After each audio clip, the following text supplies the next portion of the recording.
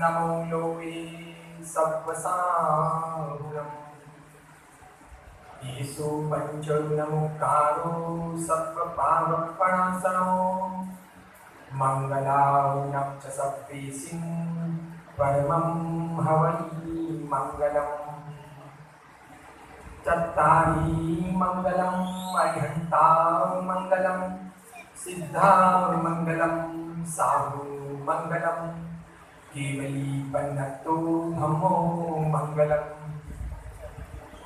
चत्तारि लोकोत्तमा अरिहन्ता लोकोत्तमा सिद्धा लोकोत्तमा साहु लोकोत्तमा केवली पन्नतो धम्मो लोकोत्तमो चत्तारि शरणं प्रवक्ष्यामि अरिहन्ते शरणं प्रवक्ष्यामि सिद्धे शरणं प्रवक्ष्यामि साहु शरणं प्रवक्ष्यामि केवली पन्नतं धम्मं शरणं प्रवक्ष्यामि मंगलं भगवान् वीरो मंगलं गौतम प्रभु मंगलं सूरिभद्राख्या जैन धर्मोस्तु मंगलम् सर्वारिष्टप्रणाशाय सर्वाभीष्टार्थदायिनी सर्वलब्धिनिधानाय श्री गुरु गौतम स्वामिने नमः। अंगूठे अमृतवसे लब्धितणा भंडार श्री गुरु गौतम समरिये मनवांचित फलदातार तपोनिधिं महाशान्तं योगिनं ज्ञानिनं तथा विद्वांसं च महोदायं नौमि श्री बुद्धिसागरं नौमि श्री कैलाससागरं नौमि श्री पद्मसागरम्। भगवान महावीर स्वामी की सभी संप्रदायों और पंथों की पंच महाव्रतधारी साधु साध्वियों की संत सखियों की उज्जवल निर्मल पावन परंपरा को भावभीनी वंदना। ओम सियाय नमः। श्रीमान भट्टदिशतु मम सदा सर्वकार्येषु। ओम आं क्रों ह्रीं द्रां ह्रीं शां क्षीं क्षूं क्षैं क्षौं क्षः घण्टाकर्णमहावीर क्षेत्रपालाय नमः। ममोपरि प्रसन्नो भव प्रत्यक्षं दर्शनं देहि वाञ्छितं पूरय पूरय स्वाहा। ॐ ऐं नमः। ॐ ह्रीं श्रीं क्लीं ऐं नमः। ॐ ह्रीं क्लीं ग्लौं श्रीं हसकलनीं ऐं नमः। ॐ ह्रीं श्री सरस्वत्यै नमः। ॐ पद्मावती पद्मनेत्रे पद्मासने लक्ष्मीदायिनी वाञ्छापूर्णीं रिद्धिं सिद्धिं जयं जयं जयं कुरु कुरु स्वाहा। ॐ शां क्षीं क्षूं क्षैं क्षौं क्षः श्रीनाकोरा भैरवाय नमः स्वाहा। ॐ शां क्षीं क्षूं क्षैं क्षौं क्षः श्री अत्रस्तक्षेत्रपाल देवताभ्यो नमः स्वाहा। ॐ ह्रीं श्री चक्रेश्वर्यै नमः। ॐ ह्रीं श्री ज्वालामालिन्यै नमः। ॐ ह्रीं श्री पञ्चाङ्गुली महादिव्यै नमः। ॐ ह्रीं श्री अम्बिकायै नमः। ॐ श्रीं ह्रीं क्लीं महालक्ष्म्यै नमः। ॐ स्वाहा ॐ स्वाहा। ॐ श्री चिराहुली पार्श्वनाथ रक्षां कुरु कुरु स्वाहा। ॐ स्वाहा ॐ स्वाहा।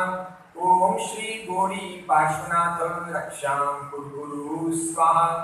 ॐ नमो श्री शंखेश्वर पार्श्वनाथाय ह्रीं श्रीं धर्मेन्द्र पद्मावती सहिताय। अट्टे मट्टे क्षुद्रान् संवय संवय दुष्टान् चूरय चूरय मनोवाञ्छितं पूरय पूरय रिद्धिं रिद्धिं कुरु कुरु स्वाहा। ॐ ह्रीं श्रीं अर्हं नम्योनपास विसहरवसः जिनपुलिङ्ग ह्रीं श्रीं नमः स्वाहा।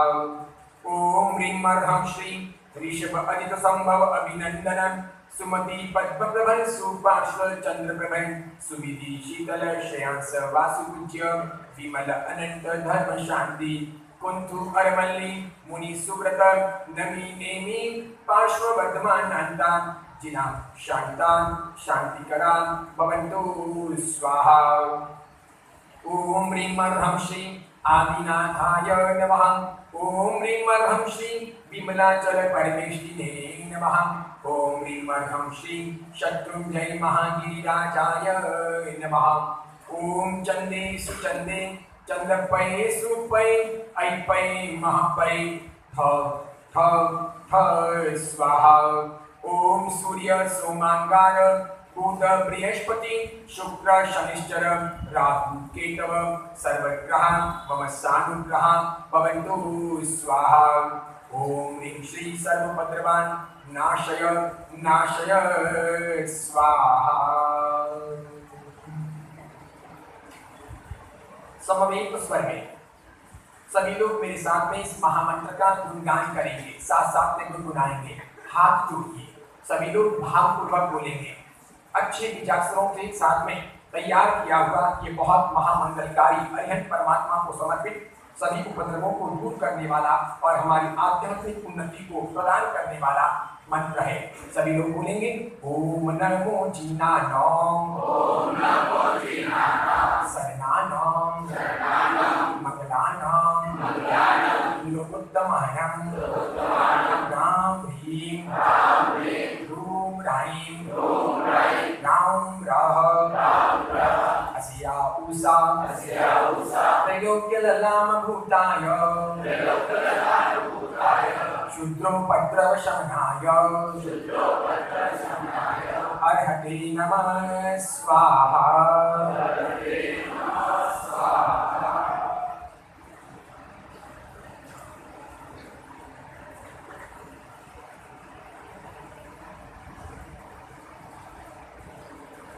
कुछ बातों के लिए सभी लोगों को ध्यान देना चाहिए। जैसे पंखे में, एयर कूलर में या एसी में बैठ करके सामायिक नहीं कर सकते। जब कड़वी मंत्री बोलते हैं, सामायिक का पचकान लेते हैं, तो उसमें इस विराधना का भी दोष लगता है। कोई साधु साधु जी महाराज साहब बीमार हो, सीरियस हो और उन्हें पंखे में रखना पड़े, या उनको बहुत आत्म ध्यान रोधक ज्ञान हो रहा हो और एसी में शिफ्ट करना पड़े या हॉस्पिटल ले जाना पड़े, ये हमारी व्यवहारिक उपलब्धता है, ये अपवाद मार्ग है।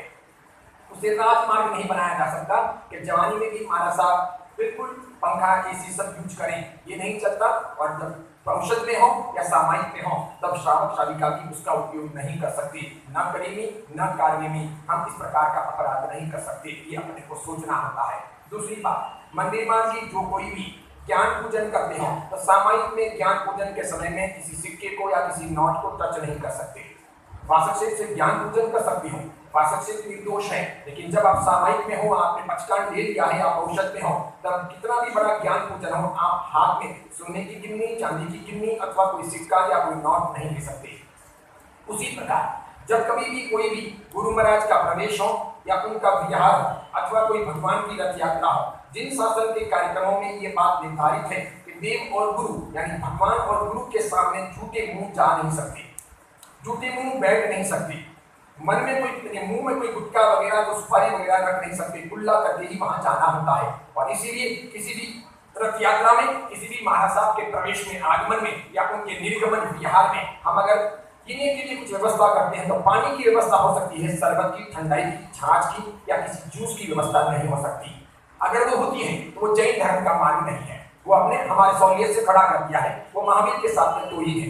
मैं तो यहाँ तक भी कहना चाहूंगा कि अगर अपने को जूस, ठंडाई या ऐसा कुछ पिलाने के इरादे हो तो उसके बजाय रथ यात्रा का आयोजन न करना ज्यादा श्रेष्ठ है। लेकिन नियमों को तोड़ करके ऐसा नहीं किया जा सकता, क्योंकि आप वहां पर जब पियोगे तो उसके बाद में कोई भी मुंह शुद्ध नहीं करता, ऊपर पानी पी करके साफ नहीं करेगा, तो झूठे मुंह ही फिर महाराज साहब के साथ में या भगवान की रथ यात्रा में चलेगा। ऐसा मात्र अपने यहाँ नहीं, सब जगह होता है। जैसे मुसलमानों के अंदर सिर्फ मेंसेस की बात को लेकर पक्के तौर पर निर्धारित है कि महिलाएं मस्जिद में पैर नहीं रख सकेगी,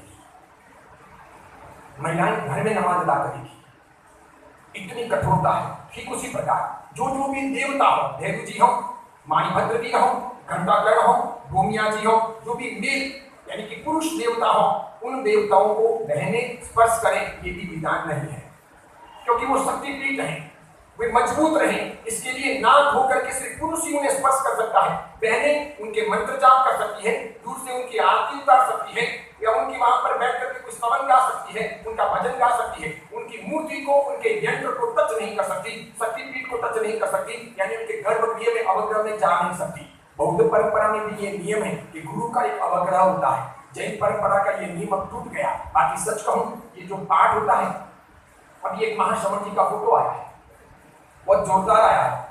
ये तेरापंथी लोग समझते नहीं होंगे, इसलिए उन्होंने व्यवस्था की है। ये बहुत बढ़िया व्यवस्था है, करनी चाहिए। उनके पाठ के आगे एक डिवाइडर लगाया है। श्रावक वहां बैठे हैं, हमारा साथ ध्यान बैठे हैं पाठ पे, लेकिन पाठ के बाद में भी एक डिवाइडर लगाया है, ऐसा डिवाइडर लगाया है, और श्रावक उधर बैठे हैं। इसका मतलब ये हुआ कि श्रावक बहुत ज्यादा निकट जाते होंगे, बहुत पास में बैठते होंगे। मंदिर मार्गियों के तो बहुत पास में जाते हैं, ये पाठ के ऊपर हाथ रख के बैठ जाते हैं, जैसे कोई महाराज साहब के डियर डार्लिंग फ्रेंड हो, ऐसे सब बैठना नहीं होता। कोई लोग महाराज साहब के कंधे पर हाथ लगा देते हैं, कोई महाराज साहब का हाथ पकड़ लेते हैं। कई बार मैं बहुत गुजराती लोगों को देखता हूँ मुंबई में, अहमदाबाद के सूरत में, क्यों तो साहिब भजामान सत्तामा छोड़ो, मैं उनको पूछता हूँ कि आप मुझे आशीर्वाद दे रहे हो या मेरे से आशीर्वाद ले रहे हो, ये क्या कर रहे हो? आपका काम है ऐसे करना और ये खोपड़ा झुकाना, मतलब ये मंदानी, बस इतना है, समझ रहे? ये अपने विधान है, ये मर्यादा है गुरु की। प्रतिक्रमण के दौरान भी जब हम अभूतियों खाने के लिए, गुरु वंदना के लिए गुरु के नजदीक जाते हैं तो क्या करते हैं? रजोरन हाथ में लेते हैं, पूछते अब वो कायम करने के बाद पूछते महाराज साहब के पास जाते हैं, अभूतियों खाते हैं, फिर वापस पूछते बैक आते हैं और अपनी सीट के ऊपर बैठते हैं और फिर वापस आगे की विधि करते हैं। इसका मतलब कि महाराज साहब की परमिशन लेकर के उनकी बाउंड्री में जाना है, उसके पहले नहीं जाना है। इसीलिए कान में फुसफुसाना, मुंह लगा करके बातें कर लेना, पास में बैठना, ऐसा विधान अपने यहाँ नहीं था। हकीकत में तो मंदिर मार्गी, तेरापंथी, सारकवासी या दिगंबर चारों परंपराओं में साधु साथियों को श्रावक श्राविका छुएं, टच करें, ऐसा विधान ही नहीं है, छूना ही नहीं होता। पैर भी दूर से ही पड़ना होता है। मत एन बंदामी, सर झुकाने का, मत एन बंदामी बोलने का, मत एन बंदामी का मतलब होता है मैं मस्तक झुका करके आपको वंदना करता हूँ, ये सबसे छोटी वंदना। और अभूतियों और दिक्कुतों के पास जो गुरु वंदन करते हैं, ये उससे भी बड़ा वंदन। इसके बाद में तीसरा आता है द्वादशावर्त वंदन, वो उससे भी बड़ा, जो प्रतिक्रमण के दौरान या विशिष्ट गुरु को किया जाता है या आचार्य श्री को किया जाता है, वो गुरु वंदन। इस प्रकार की अपनी विधि होती है। ये क्यों है? क्योंकि वो गुरु की अपनी एक मर्यादा है, उनका अपना एक अवग्रह है, इस प्रकार अपने को करना होता है। तो इन सब चीजों के अपने को ध्यान देना चाहिए। उसी प्रकार खाने पीने की चीजों के बारे में भी ध्यान देना चाहिए। जैसे पीने का पानी भी हो, भले मिनरल वाटर पियो, अच्छी बात है, शुद्ध पानी है, साफ किया हुआ पानी है, लेकिन उसे भी छानने के लिए तैयारी होनी चाहिए। समझो कल परसों तरसों का पैक हुआ है और आज आप पी रहे हो तो अनछना हो गया, तो उसे एक बार पीने के पहले छानना चाहिए। ये छानने की प्रक्रिया बहुत गजब की है, इतनी साइंटिफिकली है कि आगे जाकर के साइंस इसे प्रूव करने लग गया। अब तो साइंस जैनिज्म की बहुत सारी बातों को सिद्ध कर रहा है, जो भगवान महावीर ने 2500 साल पहले अपने ज्ञान के आधार पर कही थी, करीब 2500 साल के बाद में साइंस उसे प्रूव कर रहा है, निश्चित तौर पर प्रूव कर रहा है। इसलिए महावीर की बातें खान पान के मामले में, रहन सहन के मामले में, मर्यादाओं के मामले में लाजवाब है, बहुत गजब की है। बौद्ध भिक्षुओं के यहाँ पर भी दलाई लामा के पास में जब कभी किसी भिक्षु को बात करने के लिए जाना होता है तो उनकी एक अपनी बाउंड्री है, उसके बाहर ही बौद्ध भिक्षु बैठते हैं, दलाई लामा यहाँ बैठते हैं। उनमें से जो बुजुर्ग होंगे वो इशारा करेंगे प्रणाम करके कि मैं कुछ बात करने या पूछने के लिए आपके अवग्रह में, आपकी बाउंड्री में आना चाहता हूँ। वे जब इशारा करते हैं तब वो एक व्यक्ति, एक भिक्षु आगे आएंगे, समझ सोच करके बोलेंगे, बातचीत करेंगे, फिर वो सुन करके जाएंगे और सभी को कह देंगे। इस प्रकार की अपनी मर्यादाएं। ठीक उसी प्रकार भगवान के मंदिर के लिए भी ये मर्यादाएं हैं, चाणक्य और तेरापंथ भवन के लिए भी मर्यादाएं हैं। कई सारे मंदिर मार्गी भी ऐसे हैं जो भगवान के मंदिर की बातें भूल चुके हैं, टीकियां तो लगाते हैं, मशाल तो करते हैं, हर कंगे कर लेते हैं, यानी मेरु शिखर न बरावे, सुरपति मेरु शिखर न बरावे, लेकिन उनके पास में विवेक नहीं है। जैसे मैंने यहाँ पालघर के मंदिर में देखा, पिछले लगभग 10 सालों में जितनी अशांति मैंने किसी मंदिर में नहीं देखी, उतनी अशांति मैंने यहाँ के मंदिर में देखी। आज तीसरा दिन है कि शांतिपूर्वक मेरा चैत्यवंदन हो नहीं सका। इसका मतलब कि पूजा करने वालों को भान नहीं है। पूजा करने के पहले पूजा कैसे करनी चाहिए और मंदिर में कैसे रहना चाहिए, ये सीखना अत्यंत आवश्यक है। इसलिए गुजारिश करना चाहूंगा कि या तो कल सीखें या फिर 2 दिन के लिए पूजा रोक दें। मैं आपको ट्रेनिंग दे देता हूँ, उसके बाद में ही मंदिर जाए चलेगा। 2 दिन पूजा नहीं करेंगे वो चलेगा, लेकिन सीखना अत्यंत आवश्यक है। पहली बात, मंदिर में इतना ही बोला जाए कि जिससे किसी को भी डिस्टर्ब ना हो, ये नियम है। इतना ही बोला जाए, इसी प्रकार बोला जाए, उसी लेवल में बोला जाए, उसी फ्रीक्वेंसी में ही बोला जाए, उससे अधिक ना बोला जाए। ये भक्तामर मंदिर में करने हैं, इसकी कोई कंपल्सरी स्थिति नहीं है, लेकिन आपके भक्तामर की वजह से किसी भी चित्रबंधन करने वाले व्यक्ति को अगर अवरोध होता है, शांतिपूर्वक चित्रबंधन नहीं हो पाता है, तो बहुत बड़ा दोष लगता है। शास्त्र पूजा बनानी चाहिए, लेकिन अगर एक जने हो, दो जने हो, बिल्कुल मन में ही शास्त्र पूजा बोलनी चाहिए, जोर जोर से बोलने की आवश्यकता नहीं है। जब सब इकट्ठे हो तब साथ में धीरे धीरे गुनगुनाना होता है, भक्तामर भी गाना हो तो समवेत स्वर में धीरे धीरे एकदम आसानी पूर्वक जितने आप लोग बैठे हो उतने को सुनाई दे, उसी प्रकार भक्तामर गाना चाहिए।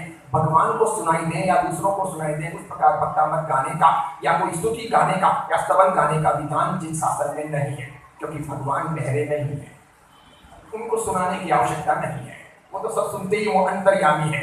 आप जोर से बोलोगे तो पार्षद को बराबर सुनाई देगा, बूढ़े हो गए होंगे पार्षद, अब उनके साथ कान कमजोर हो गए होंगे, ऐसी कोई व्यवस्था जिन शासन में नहीं है, है ही नहीं, बिल्कुल नहीं है। इसलिए भक्तामर गाना है या स्तुति गानी है या स्तवन गाना है तो खुद के लिए गाना है, पार्षद के महावीर स्वामी के लिए नहीं गाना है।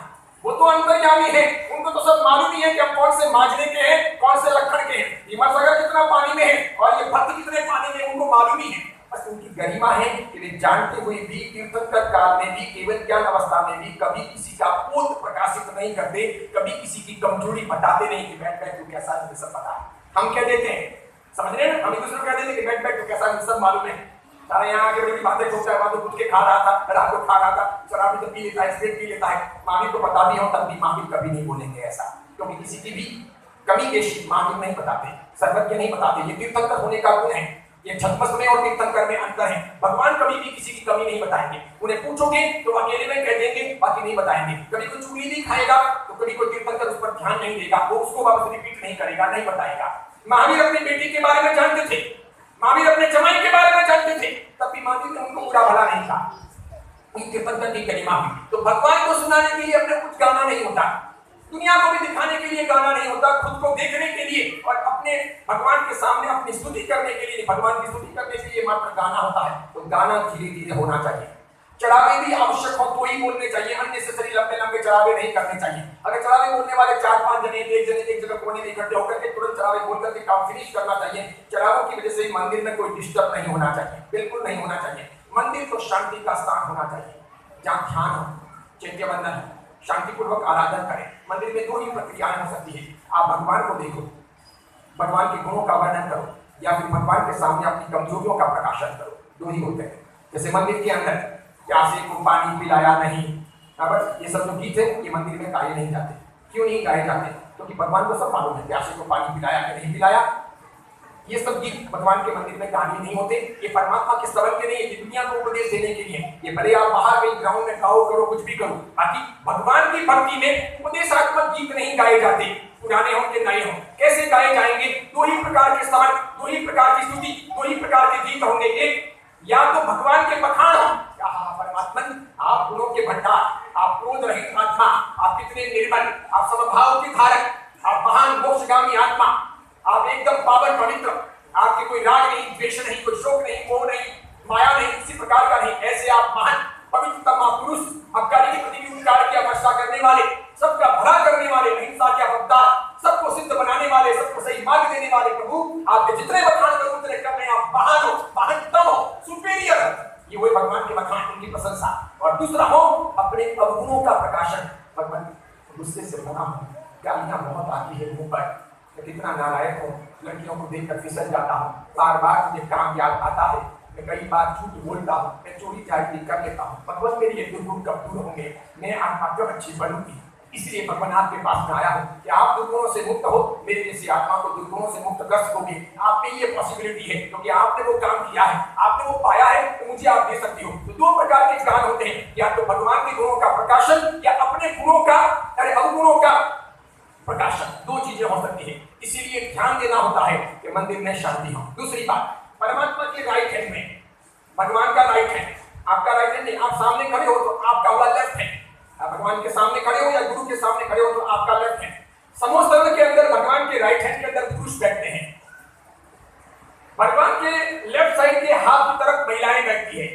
इसीलिए जब कभी भी प्रवचन हो तो पुरुषों को महाराज साहब के राइट में बैठना चाहिए, बहनों को महाराज साहब के लेफ्ट में बैठना चाहिए। मेरा राइट हैंड कौन सा हुआ? ये हुआ। पुरुष कहाँ आने चाहिए? यहाँ आने चाहिए। और महिलाएं कहाँ आनी चाहिए? ये सबके लिए हो, साढ़ेपासी, तेरापंथी, मंदिर मान की और दिगंबर, क्योंकि समोस्तंभ किसी का अलग नहीं है। पंथ तो बाद में बने, महावीर का समोसरण हो के पार्षद का समोसरण हो, समोसरण की अपनी एक फिक्स जरिया है। इसी प्रकार होगा, देवता कहाँ बैठेंगे, देवियां कहाँ बैठेंगी, महिलाएं कहाँ बैठेंगी, पुरुष कहाँ बैठेंगे, तिर्यंच कहाँ बैठेंगे और केवल ज्ञानी जो होंगे वो कहाँ बैठेंगे, उसकी पूरी पर्षदा है। तो पर्षदा के हिसाब से भगवान अरिहंत प्रभु के या गुरु महाराज के राइट के अंदर आएंगे जेंट्स और लेफ्ट में आएंगी लेडीज। अब समझो व्याख्यान देने वाली साध्वी जी हाँ, तो फिर साध्वी जी के राइट में आएंगी लेडीज और लेफ्ट में आएंगे जेंट्स। ठीक है, वो मर्यादा है। उसी प्रकार जब महाराज साहब के सामने बैठना है साधु है तो सामने महाराज साहब की नजर पड़े वहां पुरुष होने ही चाहिए। तो लेडीज का भाग थोड़ा सा इस तरह, यहाँ पुरुष हो, लेडीज का भाग इस तरह हटाया जाना चाहिए ताकि बार बार साधु भगवान की नजर पुरुषों पर पड़े, महिलाओं पर ना जाए। और उसी प्रकार अगर साध्वी जी महाराज साहब तक ध्यान दे रही हो तो बिल्कुल उनके फ्रंट में लेडीज हो ताकि बार बार महाराज साहब की नजर लेडीज पर पड़े, जेंट्स पर ना जाए। ये मर्यादा है अपनी, इस प्रकार की अपनी व्यवस्थाएं होती है। तो खाना पीना नहीं रखना चाहिए, खाली पानी पीने की व्यवस्था रख सकते हैं। अपने यहाँ पर पानी के काउंटर लगाए गए हैं, छना हुआ पानी होगा, नौका से आने के बाद नहीं पानी पीना है। व्यक्तिगत जिंदगी में कोई भी रात को खाता हो, कुछ भी करता हो, जब कभी भी सामाजिक धार्मिक कार्यक्रम हो तब अपना लक्ष्य होना चाहिए कि हम नीति नियमों के अनुसार ही चलाएंगे, तभी ये समाज सुधरेगा। देखो आपको एक बात कहता हूँ, ये रात्रि भोजन के बीच में बहुत बात चली थी, कहा कि अब ये महाराज साहब ने यहाँ रात्रि भोजन बंद करवाया, वो महाराज साहब ने वहां पर रात्रि भोजन बंद करवाया। अब मुंबई के अंदर, सूरत के अंदर रात्रि भोजन के लिए मीटिंगें हो रही है कि शादियों में रात्रि भोजन बंद करो। हकीकत ये है कि रात्रि भोजन बंद करवाने की प्रक्रिया अपने महाराज साहबों ने शुरू नहीं की, अपने यहाँ तो होती ही थी, अपने यहाँ कहते ही थे। हकीकत में ये सामूहिक सामाजिक जागरण कि शादियों में रात्रि भोजन बंद हो, ये प्रक्रिया दिल्ली के सिख समाज ने शुरू की सबसे पहले, क्योंकि दिल्ली के सिख समाज में रात को शादियां होती है। वो सरदार रात को शादियां करते हैं, वो अपने मारवाड़ियों को मेवाड़ियों को टप जाए इतना खर्चा करते हैं रात की शादी में। वो भांगड़ा नृत्य चलता है, वो जोरदार जलसेदार शादियां होती है, लाखों करोड़ों रुपए एक रात में फूंक देते हैं। ये बात कई सारे समझदार सिखों को पसंद नहीं आई। उन्होंने उनके गुरु ग्रंथियों से कहा, तो ग्रंथी साहब सब इकट्ठे हुए, सब ग्रंथियों ने मिलकर के सम्मेलन किया और नक्की किया कि अब से कोई भी दिल्ली में सिख रात को शादी करेगा और रात को खाना रखेगा, उसके यहाँ कभी गुरु ग्रंथ साहिब नहीं भेजे जाएंगे, आपके यहाँ पर कभी कीर्तन नहीं होगा, कोई भी धार्मिक ग्रंथी सिख धर्म का आपके घर पगड़िए नहीं करेगा, नहीं आएगा और कीर्तन नहीं करवाएगा। सब सिखों को जट मार के मान लेना पड़ा, स्वीकार करना पड़ा। और इस प्रकार पहली बार सिखों ने दिल्ली में नक्की किया। सिखों ने जो नक्की किया सिख आज भी पाल रहे दिल्ली में, आज भी और अन्य अन्य जगह पर, कई जगह पर सिखों की रात को शादियां वर्जित हो गई, बंद कर दी गई। जैनों ने तो पहले हाहू मचाई, बहुत अखबारों में दिया, रैलियां निकाली, बड़ी बड़ी सभाएं की, 2, 5, 10 महीने या 1-2 साल तक की रात्रि भोजन त्याग की बातें रही, वापस रात को शादियां शुरू हो गई। समझ रहे हो, हम ये मामलों में बहुत कमजोर है, हमें सोचना चाहिए हमें क्या करना है। और इसीलिए मंदिर में भी जब आप एक काम कर रहे हो तो वही काम करना है, दूसरे काम में नहीं जाना है। यहाँ समझो आप भगवान की पूजा कर रहे हो, भगवान की पूजा करते करते उधर किसी ने स्नातक पूजा शुरू की कि मेरू शिखर नवरावैया कुसुमांजलि मेनो शांति जी नंदा सिद्ध स्वरूपी अंग पकाली, तो फटाफट पूजा छोड़ी, भागे वहां पर, अपने भी वहां पर कुसुमांजलि मेलो आदि जी नंदा सिद्ध स्वरूपी ये करके किया, वापस आए, वापस शुरू कर दिया। ऐसे सब जगह पर पैर रखने नहीं होते, जो काम आप कर रहे हो वो काम आसानी से करो, कुछ प्रकार होता है, उस प्रकार शांति से करना चाहिए, आवाज बिल्कुल नहीं करनी चाहिए, शांति पूर्वक बैठना चाहिए। दूसरी बात, जब कभी भी साधु भगवान कहो उपाश्रय में, स्थानक में, तेरापन भवन में, तो महिलाओं को कभी भी अकेले नहीं जाना चाहिए, दूर जवान महिलाओं को भी नहीं जाना चाहिए, बंधन के लिए भी नहीं, पचकान के लिए भी नहीं, गुजरी पानी के लिए भी नहीं। आपके भाई माना साहब हो, सगे भाई हो, उस बहन के, तब भी उस बहन को इस प्रकार अकेले नहीं जाना होता, ये जिन शासन का नियम है। दो जवान लड़कियों को भी नहीं जाना चाहिए, घर में किसी बुजुर्ग को, किसी अन्य लोगों को साथ में लेकर जाओ। उसी प्रकार साध्वी जी महाराज साहब अगर सत्याजी हो तब भी अकेले पुरुषों को जाना नहीं होता, या 1 या 2 पुरुषों को जाना नहीं होता। ये अपनी मर्यादाएं हैं ताकि अच्छे तरीके से अपने जिन शासन का चरित्राचार पाला जा सके, एक व्यवस्थित व्यवस्था रहे। महिलाएं हैं, पहले महिलाएं जाएंगी, महिलाओं के साथ में पुरुष जाएंगे अगर साध्वी जी महाराज साहब हैं, इस प्रकार, या फिर बुजुर्ग पुरुष साथ में होंगे तब जाएंगे। कोई जवान साथी में ना हो, इसलिए कभी भी सेवा में भी जाओ और बिहार में चलने का भी हो तो जवान साथियों के साथ में किसी पुरुषों को चलना नहीं होता, बिल्कुल नहीं चलना होता। उनकी सुरक्षा के लिए जा रहे हो तो उनसे आगे चलो, उनकी सुरक्षा करो, उनके पीछे चलो, उनके साथ में नहीं चलोगे, साथ में बातें नहीं करोगे। सबके लिए बात लागू होती है, मंदिर मार्गियों, चाणक्यवासियों, तेरापंथियों, ये मर्यादाएं हैं, इससे बराबर रहता है। उसी प्रकार अगर पुरुषों के साथ में महिलाएं, अरे साधु भगवंतों के साथ में महिलाएं अगर बिहार में जा रही है पहुंचाने वगैरह के लिए, तब भी महाराज साहब के पैरेलल आप चलोगे नहीं, महाराज साहब के निकट आप चलोगे नहीं। अपने मंदिर में मैं बहुत बार देखता हूँ, यहाँ पर मैंने महसूस किया कि पूजा करते करते इतनी उतावल में होते हैं मैं बैठा हूं ये भी पता नहीं। आज मैं बैठा था, 3 बहनों ने कपड़े कपड़े मुझे स्पर्श किए। फिर मैं तीसरी बार बोला, मैंने कहा आंखें आपको दिख रही है नहीं दिख रही? कहाँ कर रहे हो, क्या कर रहे हो? मैं बैठा हूँ इतना बड़ा, आपको दिखाई नहीं देगा? या तो आप उधर से जाओ या इधर से जाओ, इधर से जाओ। आप कहाँ से जा रहे हो? आपका घाघरा से उंगली यहाँ स्पर्श कर रहा है। मर्यादाओं का पालन अत्यंत आवश्यक है और ये सब ना हो तो पहले पूजा रोकी जाए, उसके बाद में समझा जाए कि हमें क्या करना है। ये बहुत जरूरी है। जैन समाज कई सारे मामलों में भटक चुका और साधु साधु जी मानव साहब अगर खारा खारा ये बोलते हैं तो हमें बहुत बुरा लगता है। इसलिए बहुत सारे मानव साहब इस दुविधा में पड़ते हैं। वो भी ठान क्या बोलेंगे, कुछ शायदों को पसंद है उतना बोलेंगे, बाकी का नहीं बोलेंगे, वो चुप रह जाते हैं। मरने दो, इनको जो करना होगा करेंगे, अपने कहेंगे कि नाराज होंगे। मैं इन सब की फिक्र करता नहीं, इसलिए मैं कहीं से ही बोल रहा हूँ, स्पष्ट कह रहा हूँ कि ऐसा ही होना चाहिए, इसी प्रकार होना चाहिए, समझदारी पूर्वक आगे बढ़ना चाहिए। आप सब लोगों की भक्ति, आप सब लोगों की भावना पराकाष्ठा पर पहुंची है और इसकी वजह से श्री महावीर जन्म कल्याण महोत्सव बहुत सुंदर तरीके से सामूहिक यहाँ पर मनाने का अपने तय किए और यहाँ तक पहुंचे हैं बहुत बढ़िया तरीके से। जैसे 3 दिन के अंदर आप यहाँ पर लोगों का मेला लगा हो, बिना प्रभावना के, बिना खाना पानी के बड़ी मात्रा में लोग सुनने आ रहे हैं। ये मूल्यवान समय व्यर्थ नहीं जाना चाहिए और इसके लिए धर्म की निष्ठा, आंतरिक जागृति होनी चाहिए। जैन समाज के हर श्रावक श्राविका की कर्तव्य होता है वो विधियां क्रियाएं भले कम करे, वो जागृत हो, वो पक्का मन से जैन बने, वो श्रद्धावान हो, वो निष्ठावान हो, वो कमजोर ना बने।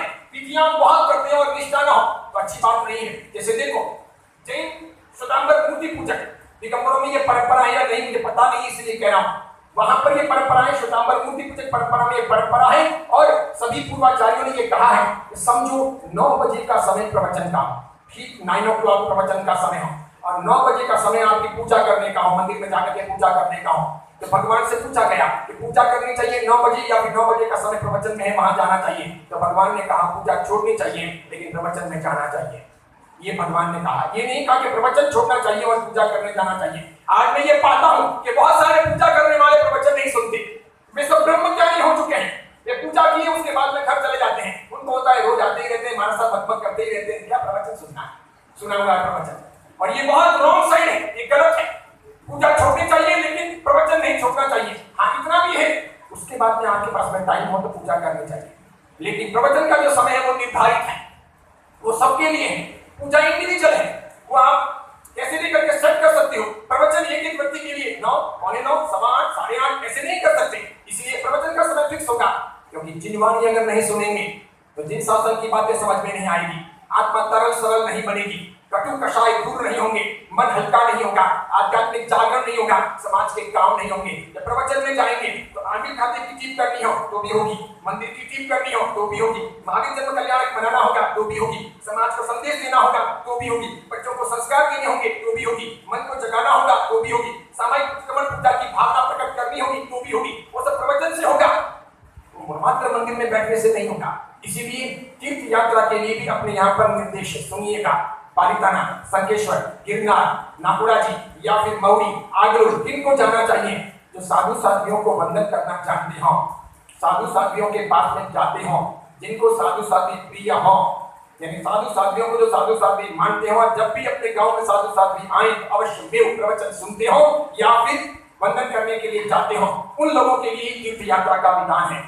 फूटे कर्म जिनको साधु साध्वी याद न आते हो, साधु साध्वी के पास में जाते ना हो, साधु साध्वी को भजते ना हो, गोत्री पानी का ख्याल न रखते हो, उन लोगों के लिए तीर्थ यात्रा का विधान नहीं है। क्योंकि साधु साध्वी जिंदे तीर्थ है, वे सब स्थापित तीर्थ है। दोनों तीर्थों की यात्रा करनी होती है, दोनों तीर्थ पावन बनाएंगे, लेकिन पहले जिंदे तीर्थ उसके बाद में वे तीर्थ। जो जिंदे तीर्थ को कोई नहीं भज रहा तो उन तीर्थों में जाके क्या करेगा? वापस आएगा, कुछ कर नहीं पाएगा, क्योंकि परिवर्तन तो साधु साध्वियों से आने वाला है। इसीलिए कहा है स्थावर तीर्थ और जंगम तीर्थ। तो जंगम तीर्थ है साधु साध्वी, जीवंत तीर्थ, वे चलती फिरती मूवेबल स्कूल है, वे प्रेरणा के केंद्र है। वे आपको जगाएंगे, वे कहेंगे, वे सुनाएंगे, वे डांटेंगे, वे फटकारेंगे। समझो मंदिर मार्गी में या स्थानकवासी में या तेरा पट्टी में श्रावकों में तो बुद्ध बन गए हो, आप जल्दी थोड़ी सुधरोगे। कोई माता भारी माता साहब आएंगे, मोटा लेकर के बैठेंगे, डंडा फटकारेंगे, बराबर शब्दों के बाण छोड़ेंगे, समझाएंगे आपको, मीटिंगें होगी, तब हमारी अक्ल ठिकाने आएगी। साधु साध्वी सब कर सकते हैं, जो हमसे नहीं होगा वो साधु साध्वी करेंगे। जैसे आपके यहाँ पर भी होली होती है और वहां मंदिर मार्ग के वहां पर भी होली होती है, और वहां पर भी होली होती है 30-40, यहाँ पर भी आप भी करते हैं 30-40, ठीक है, या 50, ठीक है, इतना होता है। दोनों जगह पर खर्चा होता है, इतना छोटा सा गांव में क्यों नहीं हम ऐसा नक्की नहीं कर सकते? एक साल आपके वहां पर बोली हो, एक साल हमारे यहाँ पर बोली हो, एक जगह पर बोली हो, दोनों जने मिलकर के मेनू बनाने बड़ा अच्छा है, आलिशान भर्ती करें, सानेवासी तेरापंथी मंदिर मान की सभी लोग तिरस्कारी करने आए, सब लोग भर्ती करें, अधिक से अधिक आमिल कराने की प्रेरणा दें, आराम से हो सकता है। समझे इस बात? आप लोगों ने आसुद महीने की होली करवाई, नेक्स्ट ईयर आसुद महीने की होली मंदिर मार्गी करवाएं, उसके बाद में उन्होंने अगर चैत्र महीने की होली करवाई तो नेक्स्ट टाइम में चैत्र महीने की होली ये लोग करवाएं। ऐसे करके आराम से बांट सकते हैं और खर्चा लिमिटेड कर सकते हैं, साथ में मिलकर चल सकते हैं। इसमें किसी का नुकसान नहीं है, कुछ खोना नहीं है, इसमें कुछ नहीं करना। इसमें क्या आपका कल खड़ा हो जाने वाला या झंडा गाड़ देने वाले। और इसीलिए कल जब महावीर धर्म कल्याणक है, बाहर गांव से बहुत सारे लोग आने वाले हैं, होलियों के दिन चल रहे हैं, बहुत सारे लोग आमिर की होली करने वाले हैं, और इसीलिए कल के आमिर सबके सामूहिक यहाँ पर रखे गए हैं। ये बात हुई ना, सबके सामूहिक आमिर यहाँ पर रखे गए हैं। कल आमिर वहां नहीं होंगे, वहां की टीम भी यहाँ आ जाएगी, सब मिलकर के यहाँ पर आमिर करेंगे। आमिर का अच्छा मेनू हो, सब चीजें ग्रहण करो, पर्यावरण की भक्ति हो, समझदारी पूर्वक की कोई भी हो, और सब अच्छे तरीके से हो। इसलिए मैं ये इशारा कर रहा हूँ, आगे आप इन चीजों पर विचार करोगे कि जो चीजें कॉमन हो सकती है वो अपने को कॉमन करनी चाहिए, बिल्कुल आसान से करनी चाहिए। जैसे महावीर जन्म कल्याणक कॉमन बना सकते हैं, आकातीज का कार्यक्रम कॉमन कर सकते हैं, उसी प्रकार अन्य अन्य कोई चीजें हमें कॉमन कर सकते हैं। जहां अपने अपने संप्रदाय को दिक्कतें आती हो वो चीजें ही मात्र रोकनी है, बाकी आगे कॉमन तरीके से पढ़ना है। इससे अपना बहुत भला होगा, अपना बहुत हित होगा। बंधुओं, अपनी संख्या बहुत कम हो गई है, बहुत कम हो गई है। इतनी संख्या अपनी कम हो गई है कि हम बिल्कुल समाप्ति के कगार पर पहुंच रहे हैं। आज से 2200 साल पहले, सुनना बराबर आप, वह दर्द भरी मेरी बात है। करीब 21 साल से इस बात पर पढ़ा हूं और बहुत अधिक लिख रहा हूं, बहुत बोल रहा हूं। करीब 2200 साल पहले महावीर भगवान के जाने के 300 साल बाद, यानी सम्राट संप्रति के जमाने में, यानी महान जिन शासन के आचार्य सुहस्तिसूरि जी महाराज के काल में, जैनों की जनसंख्या भारत में और भारत के बाहर 20 करोड़ से अधिक हो गई थी। 20 लाख नहीं हो, 20 करोड़ से अधिक हो गई थी। ये बात जैन धर्म का साहित्य कहेगा तो आपके गले नहीं उतरेगी। मैं कहूंगा तो आप सोचो कि महाराज साहब ने अपने खुद के बखान कर दिए। अजैन लोगों ने जैन लोगों के बारे में क्या कहा है, नॉन जैन लोगों ने जैन धर्म के बारे में क्या कहा है, जो क्रिश्चियन है, ईसाई है या हिंदू है, उन्होंने उस जमाने के जैन धर्म के बारे में क्या कहा है, इसको जरा देखें तो बात आपको समझ में आती है। सबसे पहले डॉक्टर विंस्टन स्मिथ, ये बहुत जाना माना ब्रिटेन का अंग्रेज लेखक था। इसने मुगल काल का, विशेष करके अकबर के दरबार का बहुत गजब का इतिहास लिखा है। इसने इंडियन हिस्ट्री पर बहुत अच्छी कलम चलाई है। इसने कई सारी बातें एकदम सटीक लिखी हैं।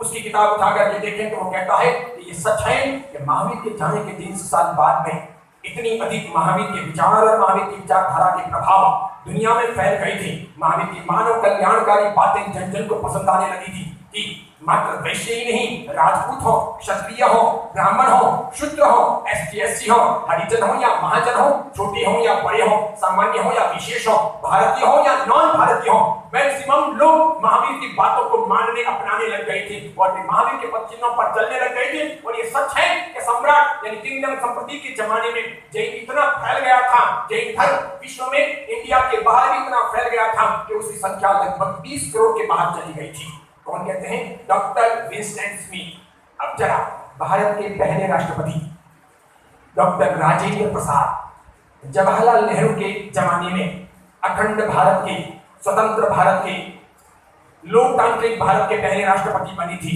वे साहित्यकार थे, किताबों के वे कीड़े थे, बहुत सुंदर वे इतिहास लिखते थे, पढ़ते थे। उन्होंने खूब अच्छा अभ्यास किया इतिहास का। उन्होंने एक किताब लिखी है, किताब का नाम है भारतीय इतिहास दर्पण। हिंदी में वो किताब है, किताब का नाम है भारतीय इतिहास दर्पण। उस किताब में doctor Rajendra Prasad ji as a राष्ट्रपति उस जमाने में लिखते हैं कि सारे दुनिया भर के शिलालेखों का अभ्यास करने के बाद, पुरातात्विक सामग्री को टटोलने के बाद, जगह जगह के स्थापत्यों को देखने के बाद, अन्य अन्य लेखकों की हिस्ट्रियों को पढ़ने के बाद, सब देशों का सुंदर मुआयना करने के बाद ये बात बिल्कुल सिद्ध होती है कि महावीर के जाने के 300 साल बाद सम्राट संप्रति के जमाने में महावीर की विचारधारा के आधार पर जैन धर्म, जैनिज्म इतना फैल गया था कि उसे मानने वाले दुनिया भर में 20 करोड़ से अधिक लोग हो गए थे। आगे वे लिखते हैं Iraq, Iran, Tajikistan, Uzbekistan, Afghanistan, फिर सीरिया, तुर्की, फिर बुडापेस्ट, हंगरी, अफ्रीका के अन्य अन्य देश, इधर सिलोन, नेपाल, भूटान, सिक्किम और चीन तक जैन धर्म पहुंच गया था। वहां तक जैन साधुओं के विहार होते थे। पाकिस्तान तो पूरा का पूरा जैन धर्म में, पूरा का पूरा भारत में ही था। अकेले लाहौर में 1 लाख जैन रहते थे। अभी आपका एक वीडियो घूम रहा है, फोटो भी आए हैं, करीब 100 साल या उससे भी अधिक पुराना पाकिस्तान का एक स्थानक है, जर्जरित हो चुका है स्थानक है पाकिस्तान का। किसने बनाया था, कब ये बना था? तो इमारत आज मुसलमानों के मोहल्ले में है, एकदम जर्जरित हो चुकी है, लेकिन किसने उसके उद्घाटन किए थे? कौन? बड़े बड़े वजीर आजम जैसे मुसलमानों के लोग और बड़े बड़े गवर्नर वगैरह अंग्रेजों के सब उपस्थित थे। वो सब शिलालेख से मिलता है। ऐसी बहुत सारी चीजें थी। लाहौर, अकेले लाहौर में 1 लाख जैन रहती थी। डॉक्टर रामास्वामी अयंगर कर्नाटक के रहने वाले हैं, मैंगलोर के, जाने माने पुरातत्ववेत्ता है। उन्होंने भी अपनी बहुत सारी किताबें लिखी है। डॉक्टर रामास्वामी अयंगर एक जगह पर लिखते हैं कि 450 साल पहले हीर विजयेश्वरी जी महाराज के शिष्य, हीर विजयेश्वरी जी महाराज के जाने के बाद जब उनके शिष्य विजय सेनश्वरी जी महाराज को समाज आचार्य पद से विभूषित कर रहा था, उन्हें आचार्य पद अर्पण कर रहा था, उस वक्त लाहौर में अब्दुल फजल जो अकबर का खास आदमी था, अकबर के जमाने का लेखक था, अकबर का प्रिय व्यक्ति था, नवरत्नों में से एक रत्न था, जन्म से वो मुसलमान था, उसने खड़े होकर के जैन समाज के सामने और विजय सेनश्वरी जी महाराज के सामने लाहौर में ये कहा था। कौन लिख रहे हैं? लिख रहे हैं रामास्वामी अयंगर। मैं मात्र बोल रहा हूं, मैं जैन धर्म की ग्रंथों की बात नहीं कर रहा। रामास्वामी अयंगर के अपनी स्टडी की और हिस्ट्री की बात कर रहा हूं कि उस समय अब्दुल फजल ने लाहौर में जैनाचार्य के सामने और जैन समाज के सामने खड़े होकर के ये गुजारिश की थी कि अगर जैन समाज और जैनाचार्य योग्य समझते हो तो पास में जो बैठे हैं भानुचंद्र जी महाराज, पास में जो बैठे हैं भानुचंद्र जी महाराज, उनको भी आपके आचार्य पदवी के साथ साथ उपाध्याय पद अर्पित किया जाए, उनको उपाध्याय बनाया जाए, ऐसी मेरी गुजारिश है। आगे वो लिखते हैं कि भानुचंद्र जी उपाध्याय के लिए अब्दुल फजल ने कहा था कि मेरे उपकारी गुरु हैं, मैं जन्म से मुसलमान रहा, मैं अरबी और फारसी जानता था, इंडिया आकर के मैंने संस्कृत सीखी, प्राकृत सीखी, हिंदी और गुजराती सीखी। भानुचंद्र जी के पास बैठ करके मैंने जैनिज्म का और हिंदुज्म का अभ्यास किया। भारतीय इतिहास की मुझे सुंदर बातें सीखने को मिली और भारतीय धर्म के बारे में जानने को मिला। इनकी बदौलत में शाकाहारी बन सका, अच्छे तरीके से बेहतरीन जीवन इनकी वजह से जी सका और आगे बढ़ सका। इन्होंने मुझे हकीकत में इंसान बनाया। अब्दुल फजल आईने अकबरी में ऐसा लिखता है और रामास्वामी अयंगर भी लिखते हैं। अंततः अब्दुल फजल के लाहौर में इस निवेदन के बाद में जैन समाज की मीटिंग हुई। रामास्वामी अयंगर आगे लिखते हैं, जैन समाज ने एक साथ में ध्वनिमत से ये प्रस्ताव पारित किया कि उनकी बात ठीक भी है और कैंडिडेट योग्य भी हैं। आचार्य पदवी के साथ साथ सेनश्वरी जी महाराज की आचार्य पदवी के साथ साथ भानुचंद्र जी को उपाध्याय पद दिया जाएगा। जैसे ये तय हुआ, वापस दूसरे दिन सभा के अंदर वो अब्दुल फजल खड़ा हुआ और उसने समाज के सामने अपनी पगड़ी निकाल करके रखी और कहा, इस उपकारी गुरुदेव ने जिसे मुझे इंसान बनाया, मुझे शाकाहारी बनाया, मुझे अच्छा जीना सिखाया, मेरी कमजोरियों को जिन्होंने दूर किया, मुझे बहुत अच्छे तरीके से सरल अच्छा इंसान बनाया, मेरे जीवन के अंदर अच्छाइयां भरी और मेरी बुराइयों को तिरोहित किया, इसलिए वे मेरे उपकारी हैं, मेरे लिए एहसानमंद हूं मैं उनका, वे मेरे बहुत एहसान करने वाले इंसान रहे। तो मैं चाहता हूं जैन समाज से इनकी जब उपाध्याय पदवी हो तो उनके महोत्सव का खर्च इस गरीब को दिया जाए। कौन? अब्दुल फजल कहता है इनकी जब उपाध्याय पदवी हो तो उसका जो भी फंक्शन होगा उस पूरे इवेंट का खर्च इस गरीब को दिया जाए। अंततः मीटिंग करके जैन समाज ने पास किया और रामास्वामी अयंगर लिखते हैं, आज से 450-475 साल पहले लाहौर में जब भानुचंद्र जी की उपाध्याय पदवी हुई, 600 सोना मोहर खर्च करके अब्दुल फजल ने वो इवेंट संपन्न करवाया। ये जैन धर्म की अपनी गरिमा नहीं है। अब्दुल फजल की बात ही निकल रही है तो मैं आपको समझाता हूँ।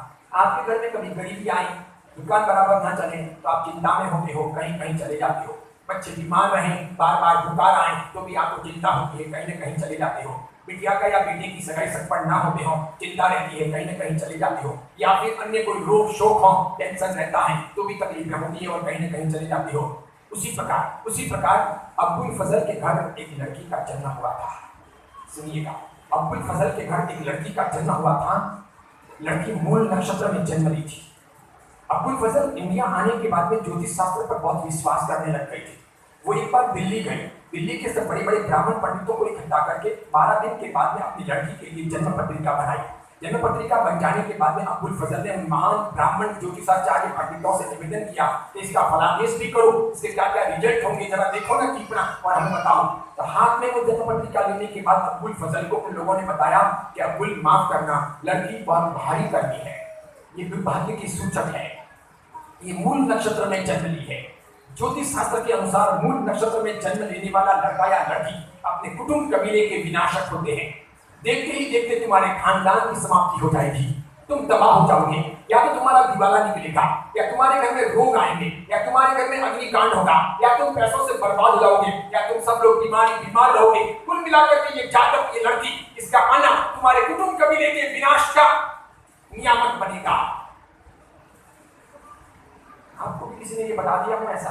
एक बात तो हम कई मजबूत लोग हो, भक्त हो, स्थानक वासी हो, तेरापंथियों के मंदिर माती हो, कमजोर बन जावे ना, हिल जावे ना, फिर एक बार गहर उठे, कैंसर हो जाए, रात को नींद ना आए, ठीक से खा ना पाए, कितने भी मजबूत हो, अच्छा आपका कारोबार हो, 5 गाड़ियों के मालिक हो, 5 आपके बंगले हो, यहाँ के मुख्यमंत्री आपको पहचानते हो, कोई तकलीफ ना हो, तब भी एक बार तो टेंशन हो जाए कि ना करे भगवान कुछ हो गया तो, कहीं आग लग गई हो, कहीं पानी भर गया हो, कहीं एक्सीडेंट हो गया हो, जवान बच्चा मर गया हो, कहीं पैसे डूब गए, कहीं रात को डकैती हो गई तो, कहीं बेमौत मर गया, कहीं कोई बड़ी बीमारी आ गई तो क्या करेंगे? कुछ होगा तो नहीं, कुछ होगा तो नहीं, डर आ जाए आदमी।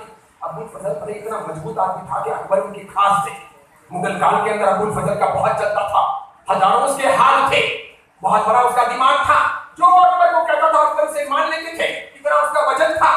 तब भी अबुल फजल घबरा गया, अबुल फजल का चेहरा उतर गया। अबुल फजल ने पंडितों से पूछा, पंडित जी बताएंगे इसका उपचार क्या होगा, समाधान क्या होगा, क्या हो, कोई पूजा पाठ करवाना है, कोई विधि करवानी है, ताकि मूल नक्षत्र का मेरे खानदान के ऊपर से दोष चला जाए, मेरी बिटिया जो मूल नक्षत्र में जन्म ली है उसका भुगतान हमको ना करना पड़े, हम मरना जाए। तो पंडितों ने कहा कि अगर दूसरा बच्चा या दूसरी बच्ची पैदा कर सकते हो तो सबसे अच्छा रास्ता यही है कि विधि विधान करवाने के बजाय या अन्य कोई प्रकार का पूजा पाठ करवाने के बजाय इस जिंदी 12 दिन की ये बच्ची है, दूध पी बच्ची है, स्तनपान कर रही है, इस जिंदी बच्ची को दोनों टांगों से पकड़ करके बहती हुई नदी में बहा दो। जैसे ही नदी के बीचों बीच पानी के मझधार में तड़पती तड़पती वो लड़की प्राण छोड़ेगी, तुम्हारे घर के ऊपर से मूल नक्षत्र का दोष चला जाएगा। जब तक ये जिंदी है मूल नक्षत्र का दोष रहने वाला है, विधि विधान करवाओगे तो कम होगा, उसके बजाय चाहे तुम नौजवान हो और वो 12 दिन की है, दिन में ही पैदा कर लेना या नया बालक पैदा कर लेना, इसे बहा दो, भूल जाओ कि ये थी, इसे ले लो, दोनों पैरों से पकड़ो, जिंदा मारना मत, सीधे पानी में बहा देना, तरफ तरफ कर पानी में मरनी चाहिए, पानी में मरती है तो मूल नक्षत्र का दोष चला जाएगा। अबुल फजल मांसाहारी था, कितनी गायें उसने कटवाई थी और काटी थी, कितने बकरे उसने कटवाए थे और काटे थे, कितने भैंसे, कितने बैल और कितने ऊंट उसने काटे थे, कटवाए थे, कितने बकरे मुर्गे वो खा चुका था, ठीक है। और जिन लोगों ने रोज खून खराबे में अपनी जिंदगी बिताई हो, जिन्होंने रोज गले पर चूड़ी चलाई हो, उन लोगों को इन सब चीजों से घृणा नहीं होती, कुछ फर्क नहीं पड़ता। इसीलिए मैं कहता हूं कि जैन धर्म में जन्म लेने का बहुत बड़ा साथ है, इसीलिए कहता हूं, हकीकत में कहता हूं। कल जब पत्रकार आए थे तो मुझे जिन्होंने पूछा था कि ये कोर्ट ने अभी आदेश दिया है कि कटखाने खुले रहेंगे, महावीर धर्म कल्याणक को, मैंने कहा रहे ना, कोर्ट का सम्मान करते हैं, हम सरकार के और कोर्ट के विरोध में कभी नहीं रहते, और जैन धर्म किसी समाज के विरोध में भी नहीं है। मैंने कहा आप सब लोग कान खोल के सुन लीजिए, सरकारें भी कान खोल के सुन ले, और जो लोग नॉन वेजिटेरियन है वे लोग भी कान खोल के सुन लें कि कटखाने बंद होने या नहीं होने से जैन समाज को कोई फर्क नहीं पड़ता। कटखाने खुले रहे कि बंद रहे, जैन समाज का वो विषय नहीं है। हम तो कहते हैं कटखाने बंद करवाने के लिए, तो हम हमारे लिए नहीं, हम आपके लिए कहते हैं, आपके भले के लिए कहते हैं। जो लोग नॉन वेजिटेरियन है उनकी अच्छाई के लिए कह रहे हैं। कटखाने बंद होने से जैन धर्म का कोई फायदा नहीं होने वाला।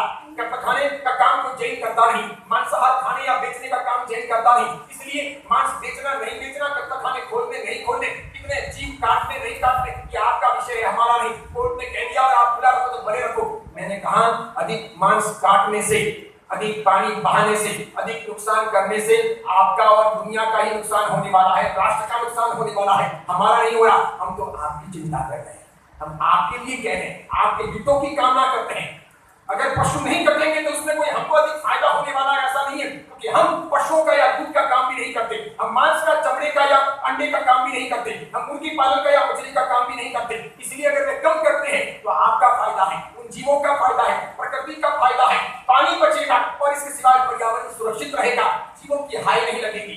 उसी प्रकार आपने देखा जैन समाज में जन्म लेने का एक तो ये प्रताप था कि जैन समाज में अब तक एक भी दाऊद पैदा हुआ, शकील पैदा हुआ, अब तक कोई हाजी मस्तान पैदा हुआ, कोई छोटा राजन पैदा हुआ, नहीं हुआ, क्योंकि प्रारंभ से ही यह साधु साध्वियों ने, तीर्थंकरों ने, गणधरों ने, महान पूर्वाचार्यों ने और माता पिता ने ऐसे संस्कार दिए जो अहिंसा प्रधान थे, जो समत्व के थे, प्रेम और मैत्री के थे, किसी भी जीव की हिंसा नहीं करनी है उसके थे। इसकी बदौलत आज तक जैन किसी को मारने के लिए कामयाब नहीं हो रहा, या मारने की तैयारी नहीं कर रहा, या मारने के लिए आगे नहीं बढ़ रहा। मैं ये भी बात जाहिर के अंदर बहुत दफा मुसलमान, हिंदू, सिख, ईसाई बैठे होते हैं तब भी कहता हूं, जब शाकाहार आंदोलन होता है या शाकाहार अभियान होता है या शाकाहार दिवस में मनाता हूं या फिर शाकाहार सम्मेलन करता हूं, तब बोलता हूं कि अगर दुनिया में किसी को भी युद्ध न चाहिए हो, दुनिया में कोई व्यक्ति अगर युद्ध न चाहता हो, लड़ाई न चाहता हो, वॉर न चाहता हो, खून खराबा या आतंकवाद न चाहता हो,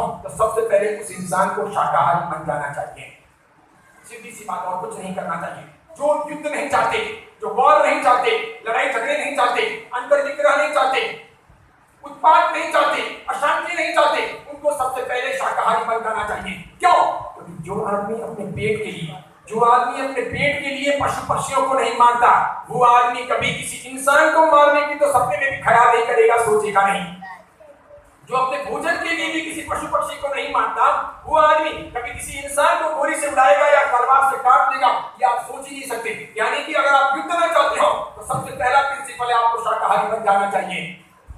इसीलिए जैन समाज में जन्म लेने का इतना बड़ा गर्व रहा, इतना बड़ा गौरव रहा। वहां अबुल फजल निराश हो।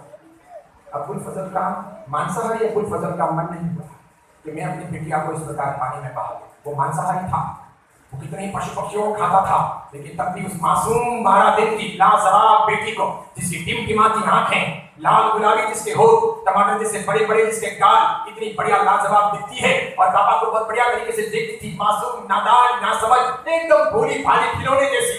पापा का मन हुआ नहीं, मेरे से नहीं मार सकता, कैसे मार, इसका क्या गुनाह है, मेरे घर आई, मेरे तकदीर से आई, अल्लाह ने दी, मैं इस कदर कैसे मार सकता हूँ? नहीं, मैं नहीं मार सकता, मैं पाक मुसलमान बनना चाहता हूँ, मैं इस कदर किसी कन्या की हत्या नहीं कर सकता।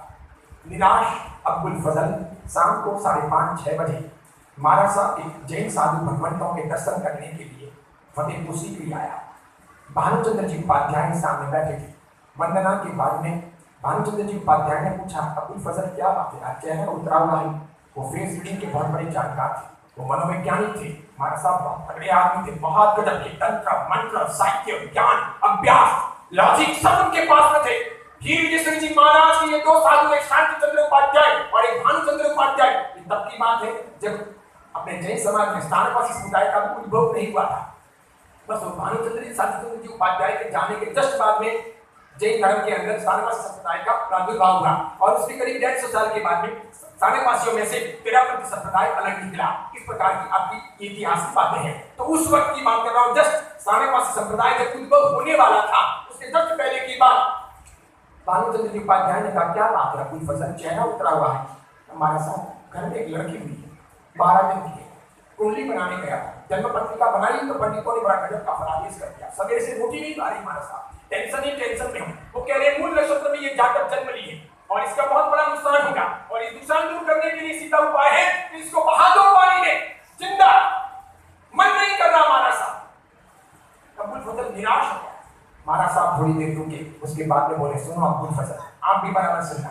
महाराज साहब ने कहा, सुनो अब्दुल फजल, अगर बिना किसी हिंसा के, बिना किसी अपराध के मूल नक्षत्र का दोष डालना हो तो मेरे पास में भी एक रास्ता है।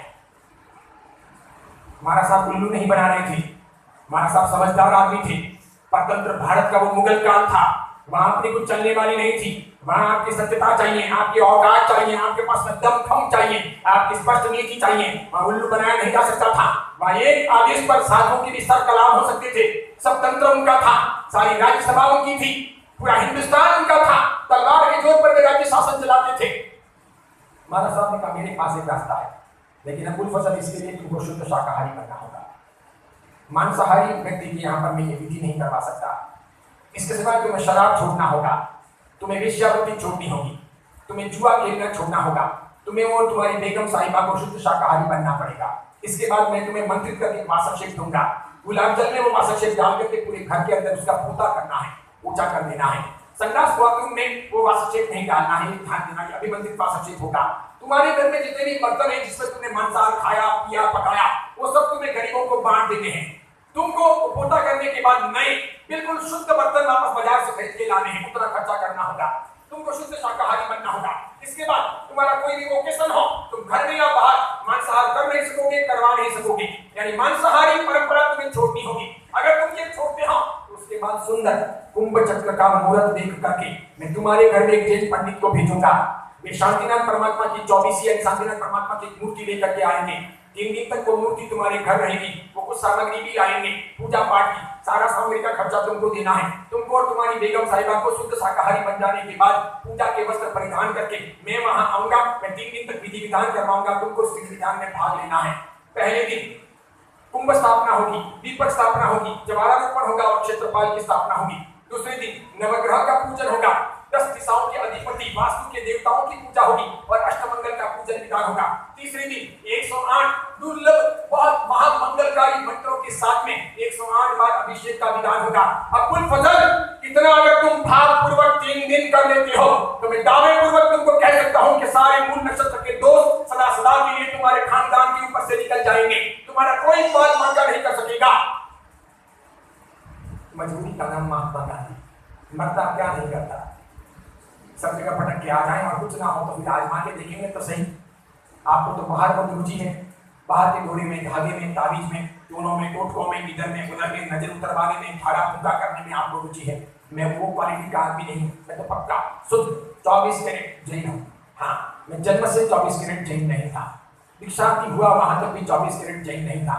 जब तक घर में था तब तक मानो मैं 0 कैरेट जैन नहीं था, क्योंकि हमारे घर में कोई मारा साहब बहरने आते नहीं थे, गोचरी के लिए नहीं आते थे। उसके बजाय यूं कहूं कि हम नालायक लोग किसी मारा साहब को बहरने के लिए बुलाते नहीं थे। ये ज्यादा कहना ठीक रहेगा, क्योंकि मारा साहब को बुलाओगे नहीं तो थोड़ी आएंगे। निगम में थोड़ी बैठे हैं मारा साहब, बुलाने वाले कई लोग बैठे हैं। जहाँ बुलाएंगे, जहाँ प्रेम देखेंगे, भक्ति देखेंगे, वहाँ मारा साहब चले जाएंगे और सामने से आके तुम्हारे घर में थोड़ी टपकेंगे। हमारे पिताजी में, माताजी में, भाइयों में किसी में ऐसा कोई संस्कार था ही नहीं कि साधु साथियों के वहां जाना चाहिए, तो नहीं करते थे। इसके सिवाय कोई संवत्सरी, कोई प्रदूषण, कोई होली, दिवाली, होली मनाते थे, कोई दिवाली, कोई आका तीज या फिर कोई महावीर जन्म कल्याणक या कोई होली जी ना मनाते थे, ना कोई आराधना करते थे, ना कोई घर में उपवास आइंबिल आकाश में होते थे, न करवाई जाते थे, न कभी पूजा करते थे। मंदिर मान की परंपरा में जन्म लेकर के भी कभी मंदिर नहीं जाते थे। सिर्फ मैं मंदिर तब जाता था जब माइक की आवाज आती थी कि आज मंदिर में कोई पूजा पढ़ाई जाने वाली है, कोई एप्पल मिलेगी, केला मिलेगा, पटाखे मिलेंगे, मकाने मिलेंगे, कोई बिस्किट का पैकेट मिलेगा, चलो जाते हैं। मंदिर के बाहर खड़े रहते थे भिखारी की तरह, और जैसे ही वो बांटना शुरू होता था एक बिस्किट का पैकेट या एक आधी एप्पल लेकर के भाग के खड़ाते थे, मुफ्त की वो खाते थे। कोई समझाने वाला सिखाने वाला भी नहीं था। ऐसा मैंने मेरी जिंदगी में 13 साल किया। उसके बाद मुझे गुरु मिले पद्मसागर सिंह जी महाराज। 4 दिन में अपनी जिंदगी बदल गई। तब तक हमारे घर में रामापीठ का थान था, वहीं पर सवेरे शाम आरती करते थे। रामापीठ की, रामदेवरा की आरती करते थे वर्ष में एक बार। जब तक मैं 13 साल का हुआ तब तक नहीं, जब तक मैं 16 साल का हुआ तब तक मेरे पापा ने, मेरी मम्मी ने संकेश्वर की, बौड़ी की, आगलोर की, पालिताना की, गिरनार की या फिर समय शिखर की किसी की यात्रा नहीं की थी। एक जैन तीर्थ की यात्रा नहीं की थी। वो संस्कारी नहीं, वो लखन भी नहीं, वैसे कोई भाव भी नहीं, लेकिन हर साल एक बार फलोदी के आगे रुक जाते थे रामापीर के वहां पर जिंदगी बर्बाद करने के लिए, और जाके चले आते थे। जैन कुल में जन्म लेकर के भी ऐसा किया करते थे। इतनी अज्ञानता थी, ऐसा मिथ्या तो था।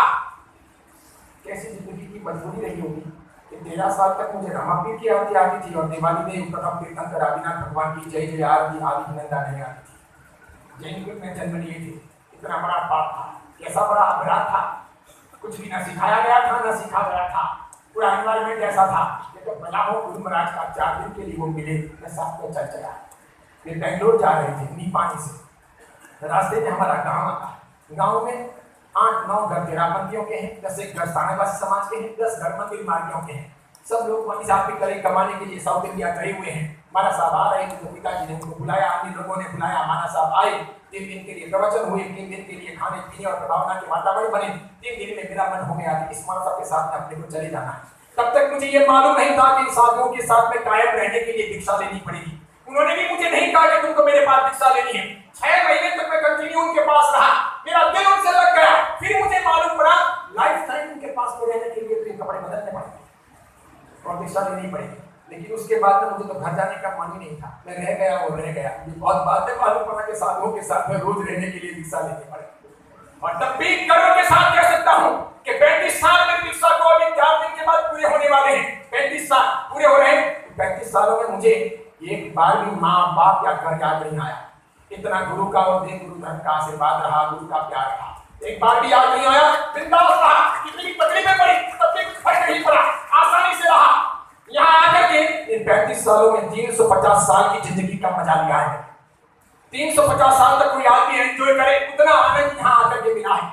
जिन शास्त्रों को समझना आवश्यक है, सही नॉलेज अगर प्राप्त करो तो आपको मालूम पड़ेगा धर्म क्या है, जीने का अंदाज क्या है, कितना अच्छा तरीके से हम जी सकते हैं। अब्दुल फजल को माना साहब ने ये कहा, अब्दुल फजल मान गया, अंततः मांसाहार छोड़ा, शराब छोड़ा, वेश्यावृत्ति छोड़ी, इसके सिवाय जुआ छोड़ा, बर्तन सब बाहर निकाले, वासक्षेप लाया, गुलाब जल में डाला, ऊंचा किया और कुंभ चक्र के दिन शांतिनाथ भगवान का प्रतिमा का आगमन हुआ। कुंभ स्थापना, दीपक स्थापना, अष्टमंगल, नवग्रह, 10 दिक्पाल इत्यादि पूजन हुए। अब्दुल फजल आईने अकबरी में, अब्दुल फजल आईने अकबरी में, जिसका हिंदी ट्रांसलेशन हुआ है महान सम्राट अकबर। अंग्रेजी में वो किताब मिलती है द ग्रेट अकबर, इस नाम से आप देख सकते हैं। एक चैप्टर है पूरा कि मूल नक्षत्र के दोष कैसे दूर हुए, ठीक है। उस चैप्टर में वो लिखता है कि अंततः महाराज साहब ने वो शांति विधान करवाया। उसके बाद में मेरे घर में सदा सदा के लिए शांति की स्थापना हो गई। करीब 19-20 साल तक मेरी बिटिया मेरे घर आंगन में हंसती खेलती बड़ी हुई। ना मेरे घर में कोई आपद आई, ना कोई दुख पड़ा, ना कोई बीमार पड़ा, ना दिवाला निकला, ना कोई पीड़ा हुई। शांति पूर्वक आगे जाकर एक शाकाहारी मुसलमान के घर मैंने 19 साल की उम्र में उसका निकाह करवाया। वहां जाकर के भी वो फली फूली, उसकी वजह से वो घर भी फला फूला। और इस प्रकार मैं अपनी जिंदगी में जिंदगी ता उम्र भानुचंद्र जी का आभारी हूँ, एहसानमंद हूँ।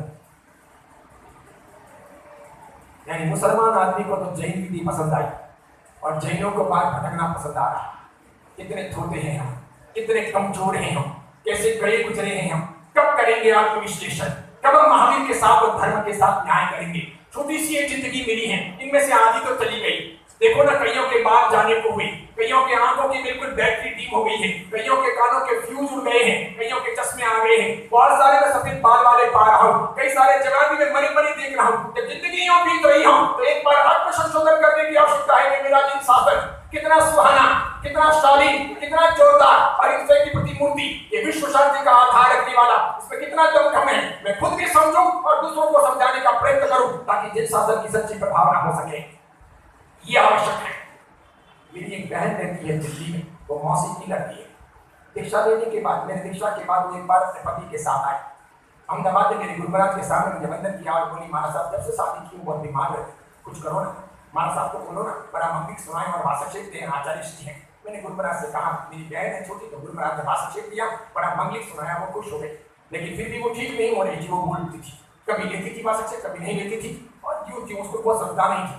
थोड़े समय के बाद वो मुंबई मुझे मिलने आई और मुझे ताबीज दिखाया। हमारा साहब देखो, ये मैंने ताबीज बनवाया है कि हमारे वहाँ दिल्ली में चांदनी चौक के पास वो गुल्फी वाला जो बैठता है उस गली के अंदर पीछे मौलवी साहब रहते हैं, 90-92 साल के हैं, ताबीज बनाते हैं। तो बहुत बीमार रहती थी, तो मेरे वहाँ विवेक विहार के अंदर रहने वाले पास में अग्रवाल लेडी है, उन्होंने कहा मेरे बच्चे को भी बहुत तकलीफ थी, तो मैंने वहाँ से ताबीज बनवाया था। तो मैंने अपने पति को लेके गई, ताबीज बनवा के लाई और लगा दिया। मैंने क्या करती हूँ, उसके पास अच्छे पी लेती हूँ और ताबीज भी बांधा है और मेरे ठीक है। तो मैंने कहा ये कैसे करती हूँ कि ताबीज से ठीक हुआ कि वासक्षेप से ठीक हुआ, कि तू दोनों डॉक्टरों की दवा ले रही, एक डॉक्टर की दवा ले और दूसरी की बंद करे तो मालूम पड़े कि ये डॉक्टर की दवा लागू हो रही कि उसकी हो रही। तूने ताबीज भी बांधा है और वासक्षेप भी तू पी रही है, मंगलिक भी तो सुनती है, हमने जो जाप की है वो भी तू करती है और ताबीज भी लगा है। फिर मुझे बोली कि मौलवी साहब ने ये कहा था कि जब स्वस्थ हो जाओ, ठीक हो जाए, तो उसके बाद में ताबीज रखना मत। ताबीज खोल करके ताबीज के अंदर भोजपत्र है, उसमें एक मंत्र लिखा है, वो भोजपत्र लेकर के नदी में बहा देना। वो भोजपत्र बाहर निकाल देना, ताबीज फेंक देना और भोजपत्र जो मंत्र लिखा हुआ है वो नदी में बहा देना। ठीक होने के बाद में ताबीज फेंकना नहीं। अब मैं ठीक हो गई हूँ तो मैंने कहा ताबीज निकाल, अपने एक्सपेरिमेंट करें, निकाल ताबीज। मेरे वो दिल्ली को तैयार नहीं, मैंने जिद की देना, तो फिर उसने खोल के दी, ताबीज दी, मैंने ताबीज खोला। मैं तब मुंबई में था, बांद्रा में था। बांद्रा में मैं जब भी कार्यक्रम करता हूँ तो बांद्रा में मुसलमान बहुत है। मेरा भाई वाला बांद्रा में मुसलमान है जिसका नाम है रिजवान। उसको मैंने फोन करवाया, मैं कहा रिजवान ये मैंने ताबीज खोला, ताबीज में से भोजपत्र निकला। अब ये उर्दू भाषा में या अरबी भाषा में कोई मंत्र लिखा है, मुझे तो पढ़नी नहीं आती। तू मुसलमान है, मैं कहा ले पढ़ के मुझे बता इसमें क्या लिखा है। मेरे तो कान खुले के खुले रह गए, मेरा दिमाग चक्का हो गया, उसकी आंखें फटी की फटी रह गई। वो बोला महाराज साहब ये तो आपके जैनों का मंत्र लिखा है। बोला क्या लिखा है? तो ओम ह्रीम श्रीम अरहम नमः। क्या लिखा है? ओम ह्रीम श्रीम अरहम नमः। वो बोलता है मतलब वो जो आप गाते हो ना और उसमें जो जाप करवाते हो वो मंत्र लिखा है। मैंने मेरी बहन से कहा, मैंने कहा नारायण तू तो उल्लू बनी, वो बनी दुनिया को उल्लू बनाए, देख तू भटक करके वहां गई और मौलवी भी ये मंत्र दे रहा। आज भी आप इराक जाओ, इराक सद्दाम हुसैन का इराक की बहुत बड़ी मस्जिद है, जामा मस्जिद बगदाद में है। दुनिया की मानी हुई मस्जिदों में वो सबसे बड़ी मस्जिद है, बहुत बड़ी मस्जिद है इराक के बगदाद की, आलीशान मस्जिद है। एक साथ में 15, 20, 25 हजार मुसलमान बैठ करके वहां इबादत कर सकते हैं। इतनी बड़ी बड़ी महंगी मस्जिद है, क्या गजब की उसकी कार्विंग है। उस मस्जिद के गुंबज पर जितने यंत्र लिखे हैं आंखों में, जितने यंत्र लिखे हैं आंखों में, सबके सब यंत्र जैन यंत्र है, एक भी इस्लाम का यंत्र नहीं। तब भी हम जैनों को जैन धर्म पर विश्वास नहीं, महावीर की साधना पर यकीन नहीं, त्याग महीन साधु साध्वियों पर विश्वास नहीं कि एक बार अगर कोई तपस्वी, कोई त्यागी, कोई पंच महाव्रतधारी, कोई ब्रह्मचारी साधु या साध्वी अपने मुंह से बोल दें तो वो सिद्ध हो सकती है बात, उनके शब्द मंत्र बन सकते हैं। सोमचंद्र जी थे, सोमचंद्र जी मुनि थे, तब वो 8 साल 9 साल के थे, तभी उनकी नई नई दीक्षा हुई थी। बड़े गुरु के साथ में वो किसी श्रावक के घर दौड़ने गए। श्रावक का घर गरीब था, नन्ही सी झोपड़ी थी, महाराज साहब के उस दिन पारना था। श्रावक ने गुड़ की राब बनाई थी। अब गुड़ तो होता है काला, उस जमाने में देसी गुड़ था और राब बनी गुड़ की, तो गुड़ की राब में बांस भी आती है। गुड़ की राब स्वादिष्ट तो होती नहीं, हेल्दी होती है, स्वादिष्ट तो नहीं होती। गरीब लोग बेचारे ये गौन की राब पी नहीं पाते, उसमें बादाम की कसरत वगैरह डाल नहीं सकते, तो गुड़ की राब पी करके जिंदगी बिताते हैं। गुड़ की राब ही थी, इतनी सी पुराने जमाने की तब्दीली में ठंडी हुई हुई वो राब, वो श्रावक गौरा रहा था। ये बाल मुनि छोटे महाराज साहब पास में खड़े थे, बड़े महाराज साहब गौर रहे थे। बाल मुनि ने देखा कि सामने कोयले का ढेर पड़ा है, सामने काले काले कोयले का इतना ढेर पड़ा है श्रावक के घर में। पुराना मकान है, टूटा फूटा हुआ, गरीब श्रावक है, गंदे कपड़े हैं, इतनी सी पुराने जमाने की तब्दीली है और उसमें इतनी सी ठंडी राब है गुड़ की, और वो वरा रहा है। वो महाराज साहब बेचारे छोटे थे, 9 साल के थे, तो 9 साल का तो बालक होता है, बचपना है, कुछ भी बोल ले रहे, जैसे अपने बच्चे कभी कभी बोल ले रहे ना कुछ भी कि मम्मी के जूते हैं, हमारे पापा तो गुस्से होते हैं, पापा पापा को पापा गालियां बोलते हैं, पापा की सबके बीच में इज्जत निकाल दे 2 मिनट के अंदर, बच्चे ऐसे होते हैं, समझ में नादान है, कुछ समझते नहीं है। वैसे ही वो थे। वो महाराज साहब, छोटे महाराज साहब बड़े महाराज साहब से बोले, जिसका नाम था सोमचंद्र, वो छोटे महाराज साहब बोले, क्या महाराज साहब ये श्रावक तो कंजूस है। बड़े महाराज साहब ने हाथ का चुप रहे, साहब से बोल नहीं सकते हैं, श्रावक तो गाली है, जो वरावे वो वरावे, जरा छोटा आदमी तो इतना वराया होगा, आपने नहीं बोल सकते कंजूस है, ये है वो है, क्या बोल रहे? नहीं महाराज साहब सच में ये तो कंजूस है, उनके घर में सोने का ढेर पड़ा है और ये काली काली गुड़ की राब वरा रहा है, इतनी ठंडी ठंडी। महाराज साहब को बहुत बड़ी, महाराज साहब को शर्म आई, क्या बोल रहे? छोटे महाराज साहब चुप नहीं रहे, अच्छा थोड़ी लगता है, श्रावक कंजूस है कि उदार है, दोस्त की भावनाओं को आएगा और अपने को जो उचित लगेगा वो लेंगे। लेकिन श्रावक समझदार था। बाल मुनि का बोलना श्रावक को नागवार नहीं बुझा। श्रावक को लगा साधु कभी झूठ नहीं बोलते, फिर ये तो निर्दोष छोटे साधु हैं, सहज तरीके से मन में आया और बोल दिए हैं, भले बोले जैसे मेरे बच्चे मेरे से मस्तियां करते हैं, वैसे मेरे बालक जैसे तो साधु हैं, इसलिए कोई फर्क नहीं पड़ता। श्रावक ने तनिक भी बुरा नहीं लगाया, उल्टा श्रावक ने इसे संकेत समझा कि महाराज साहब बोल रहे हैं, इसका मतलब कुछ हो सकता है, वहां सामने पड़ा है कोयला और ये महाराज साहब बोल रहे हैं कि उसके घर में सोने का ढेर पड़ा है और क्या ये गुड़ की राब बना रहा है, कंजूस कहीं का।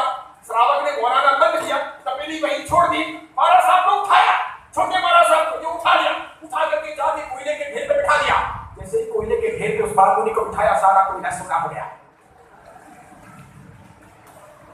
900 साल पहले की गुजरात की ये घटना, उसकी वजह से उस महाराज साहब सोमचंद्र जी का नाम चेंज किया गया और नाम रखा गया हेमचंद्र जी, जो कुमार पाल सम्राट के निर्माता गुरु बने, कलिकाल सर्वज्ञ आचार्य हेमचंद्र सूरी, जिनके नाम से आज पाटन में यूनिवर्सिटी है, जिन्होंने 3.5 करोड़ श्लोकों की रचना की, जो सरस्वती के वरद पुत्र हुए, धंधुका में जिनका जन्म हुआ, खंभात में जिनकी दीक्षा हुई, जिन्होंने सिद्धराज जयसिंह को भी तैयार किया, जिन्होंने संस्कृत का व्याकरण बनाया, जिन्होंने गुजराती व्याकरण को आगे बढ़ाया, ऐसे महाराज साहब जिनका नाम था सोमचंद्र, और 9 साल की उम्र थी, लेकिन बोल गए वो बोले वो मंत्र बन गया।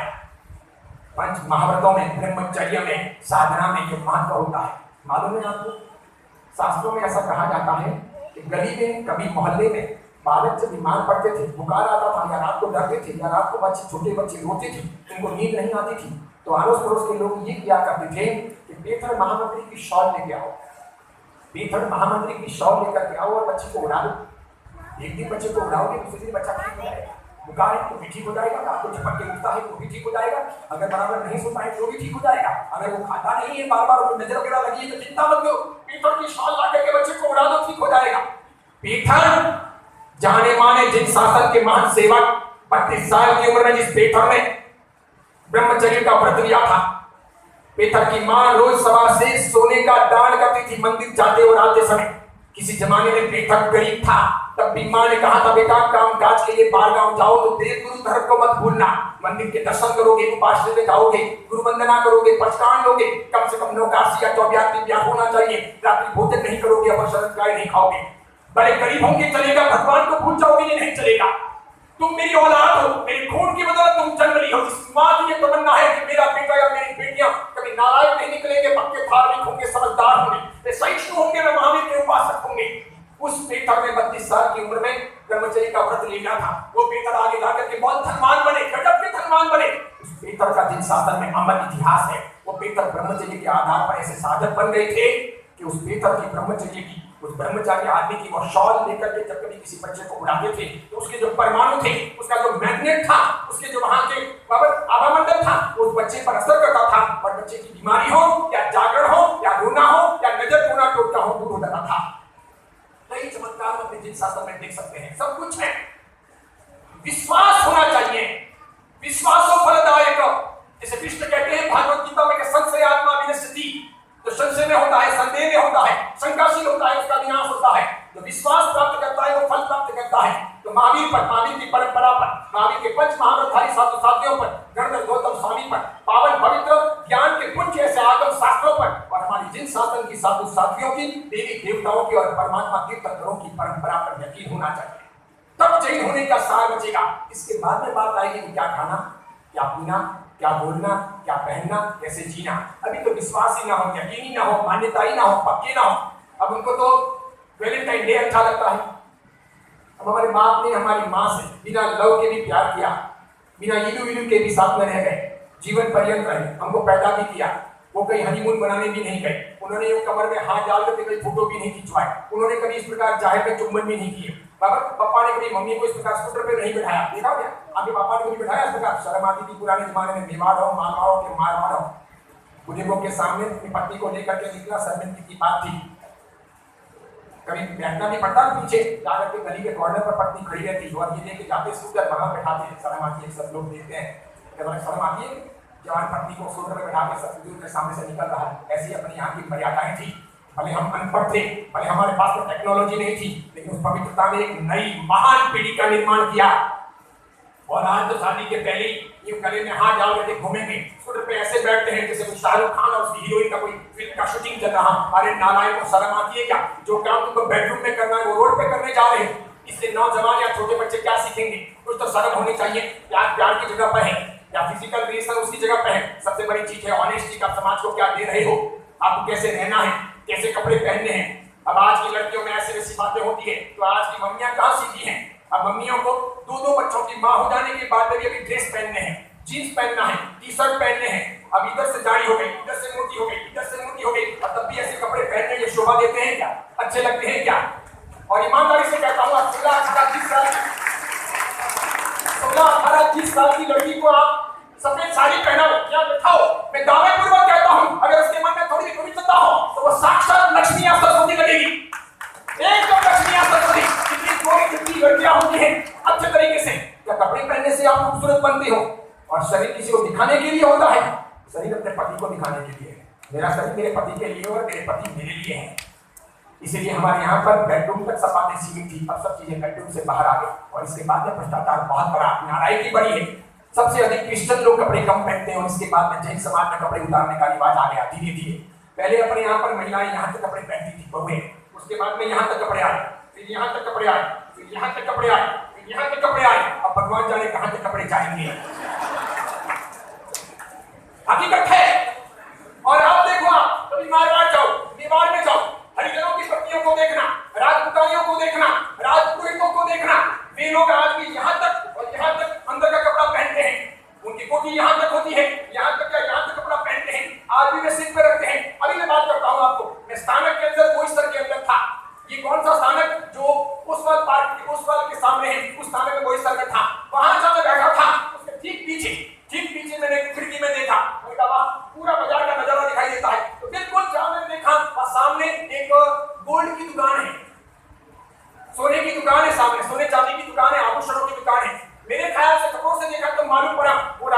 इसलिए हम मेवाड़ के हैं। लेकिन वो जैन नहीं थे। वो पत्नी अपने बच्चे को लेकर के आई थी, दुकान में कोई ग्राहक नहीं थे, ठीक है। उसकी पहनने से लगता था कि या तो ये राजपुरोहित है अथवा फिर वो राजपूत है। आप जाकर के चेक कर सकते हो, कपड़े देखते ही मालूम पड़ गया, क्योंकि दुकान में पति है और नन्हा सा बच्चा है, तब उस बहन के सिर पे कपड़ा है। बाद में यहाँ तक उसकी कोटी है और यहाँ तक उसके कपड़े थे। ऐसे उनके रिवाज रहे। मैंने 60 साल 62 साल की उम्र में मेरी मम्मी को देखा है मोहल्ले में, जब कभी मम्मी आती थी और सामने से मम्मी उम्र की या मम्मी से बड़े कोई बुजुर्ग जा रहे हों तो ये हाथ उगाड़ा ना रहे, इसलिए साड़ी का पल्लू यूं करती और फिर यूं खड़े रहते। वहां से बुजुर्ग चले गए, उसके बाद में वापस यूं करते और फिर थोड़ा सा पल्लू ऊपर करते। मैंने मम्मी से पूछा था, मुझे क्या कभी पर पुरुष अपने को देखे नहीं और अपने को देख करके उसके मन में किसी प्रकार के सेक्स के विचार ना आए, इसलिए महिलाओं को बच के रहना चाहिए। मुगलों के जमाने में अपने जैन समाज में थोड़ी आया था घूंघट, सबसे पहले मुगलों ने लाया, फिर राजपूतों ने लाया, उसके बाद में छोटी हरिजन मेघवाल जातियों ने भी आया, क्योंकि जो भी अच्छी जवान लड़कियां होंगी उनको देख करके कोई भी आदमी कभी भी उसे उठाने की फिराक में रहेगा या मुगल उसे उठा लेंगे तो जिंदगी बर्बाद हो जाएगी। उसके सिर के रक्षण के लिए और बहन बेटियों की रक्षा के लिए कहा गया कि बहन बेटियां मुंह ढकाने में वो अच्छा है, ताकि उसका पति उसका मुंह देखे, जिसकी वो होने वाली है वो उसके साथ में भले एंजॉय करें, दूसरे लोग उसके हकदार ना बन जाएं और उसकी एड़ी गेड़ी की तरह नीलाम ना हो जाए शील, इसके लिए उसकी रक्षा जरूरी है। ये अपने यहाँ का विधान था। मुसलमानों ने आज भी बचा के रखा, जैन उसे भूल गए, सरदारों ने बचा के रखा, जैन उसे भूल गए, राजपूतों ने और राजपुरोहितों ने बचा के रखा, जैन उसे भूल गए। कितने मॉडर्न हो गए, कितने मॉडर्न हो गए। तो हम क्या चाहते हैं, क्या होना चाहते हैं? और इसीलिए मैं दावे पूर्वक कहता हूं, जिन महिलाओं का कैरेक्टर बराबर नहीं होता, जिन लड़कियों के लक्षण बराबर नहीं होते, जो कैरेक्टर लेस होती है, उनके पेट से कभी कोई राम कृष्ण या कोई हजरत मोहम्मद पैगंबर अथवा कोई गुरु नानक या महात्मा बुद्ध या शंकराचार्य या कोई जैनाचार्य या कोई महाश्रवण के विमल सागर के कोई शिव मुनि जी अथवा फिर कोई हेमचंद्राचार्य अथवा अन्य कोई पैदा नहीं हो सकते, नक्की नहीं हो सकते। ऐसे लोगों को पैदा करने के लिए तो कैरेक्टरवान यानी कि चरित्रवान बहने चाहिए। मां बराबर हो तो संतान बराबर होगी, बाप और मां में लक्षण होने चाहिए कि हम बराबर हो, तो ऐसी संतानें पैदा कर सकते हैं। मेरी परंपरा के सातवें गुरु बुद्धिसागर जी महाराज जो पटेल थे, उन्होंने लिखा है कि हम जैसा चाहें वैसा बेटा या जैसा चाहें वैसी बेटी पेट में पैदा कर सकते हैं। ये बात जब मैंने पढ़ी थी तो मेरे बात में दिमाग उठली नहीं। और अभी आप देखो, अभी रूस में, फ्रांस में, जर्मनी में, जापान में और अन्य अन्य देशों के सब सारे वैज्ञानिक इकट्ठे होकर के एक प्रेगनेंसी पर बहुत बड़ी प्रयोगशाला चला रहे हैं। उन्होंने कई सारे मकान लिए हैं, उन मकानों में वे प्रयोग करते हैं प्रेग्नेंट गर्भवती महिलाओं पर। वे यूं कहते हैं कि प्रेगनेंसी के साथ में जैसे आप प्रेग्नेंट हुई, आप हमारे यहाँ पर एडमिट हो जाइए, 9 महीने आपको यहीं पर रहना है, आपकी डिलीवरी यहीं पर करवाई जाएगी, विश्वास कीजिए आपका कोई नुकसान नहीं होगा। वहां में सभी लेडी डॉक्टर रहती हैं, इसे प्रयोग कर रही हैं कि कौन सी माँ के पेट से किस प्रकार के बालक बालिका पैदा हो रहे हैं। वो प्रयोग कर रहे हैं, इस प्रकार वो प्रयोग करके ये सिद्ध कर रहे हैं कि जैसे जिस क्वालिटी के, जिस टाइप के, जिस स्वभाव के, जिस टाइप के बालक बालिका पैदा करने हो वो इजी है, वो पेट से ही तैयार किए जा सकते हैं। उसमें वे लोग ट्राई कर रहे हैं और सुंदर तरीके से सक्सेस हो गए हैं। अब तक उन लोगों ने 10,000 लड़कियों की प्रेगनेंसी करवा दी है, सब में सक्सेस हुए। उनका निष्कर्ष है जो मां प्रेग्नेंट होने के बाद पूरे दिन बक बक बक बक करती रहती है तो उसका बच्चा पेट से बाहर निकलते ही जन्म लेते ही टा हुआ पक पक करने लग जाता है। जो मां पूरे दिन टीवी के सामने बैठी रहती है तो उसके बच्चे की आंखें कमजोर हो सकती है। जो मां पूरे दिन यूं घास फूस की तरह चलती रहती है बकरी की तरह, उसका बेटा खादोकरा होता है, पूरे दिन खा खा खा खा करता रहता है। जो मां प्रेग्नेंट होने के बाद जब पड़ी रहती है पूरे दिन गहने की नींद सोती रहती है, उसके बच्चे आंसू निकलते हैं, वो स्कूल के अंदर भी करते रहते हैं। ऐसा हकीकत है, नोट करो आप, प्रयोग खरीदता है, कर सकते हैं वैसा। जैसे मुझ पर सरस्वती का प्रयोग हुआ था, मुझे ना एक गाथा भी, एक श्लोक भी याद रहता नहीं, बहुत टफ था मेरे लिए। मुझे हिंदी भी आती नहीं, मैं सिर्फ मारवाड़ी बोलता था और कन्नड़ बोलता था, मुझे इंग्लिश भी आती नहीं थी। मैं बहुत पढ़ा लिखा नहीं हूँ, मैं मात्र 8वीं पास हूँ, इसके अतिरिक्त कुछ हूँ नहीं। मैं बहुत छोटी उम्र में यहाँ आ गया था, 13 साल की उम्र में यहाँ आ चुका था, इसीलिए मुझ पर गुरु महाराज ने सरस्वती का प्रयोग किया था, प्रयोग सक्सेस हो गया। इसके बाद में मैंने हजारों लोगों पर प्रयोग किए और सब सक्सेस हुए। आराम से हम कर सकते हैं, दम चाहिए, सामने वाले की यादें और पुण्य चाहिए, हमारा अपना भाव चाहिए, आप जो चाहो कर सकते हो। हकीकत है ये, बहुत अच्छे तरीके से कर सकते हैं। तो मनोविज्ञान है, पूरी साइकोलॉजी है, लेकिन अपने पास में अपनी यादें चाहिए, हमें क्या बनना है, क्या करना है। मैंने ऐसी ऐसी लड़कियां भी देखी, अब मैं कहता हूँ इधर उधर की हीरोइनें हों जो छोटे छोटे कपड़े पहनती हों, आज इस लड़के के साथ कल उस लड़के के साथ में मिलती हूँ, कहीं पर भी आलिंगन करती हूँ, ऐसों को अपने नायक बनाने के बजाय या ऐसों को अपना रोल मॉडल बनाने के बजाय कोई झांसी की रानी हो, कोई कित्तूर की रानी चन्नम्मा हो, या फिर कोई किरण बेदी हो, या ऐसी ही कोई अन्य अच्छी अच्छी पवित्र औरतें हों, उन लोगों को फॉलो करना चाहिए। हमको वो याद नहीं आता, हम ऐसे तेरे लोगों को गलत काम जो करते हैं उनको हम फॉलो करते हैं। अब जैसे सेलिना जेटली, हमारे जमाने की हीरोइन थी सेलिना जेटली। सेलिना जेटली कुछ फिल्मों में आई थी।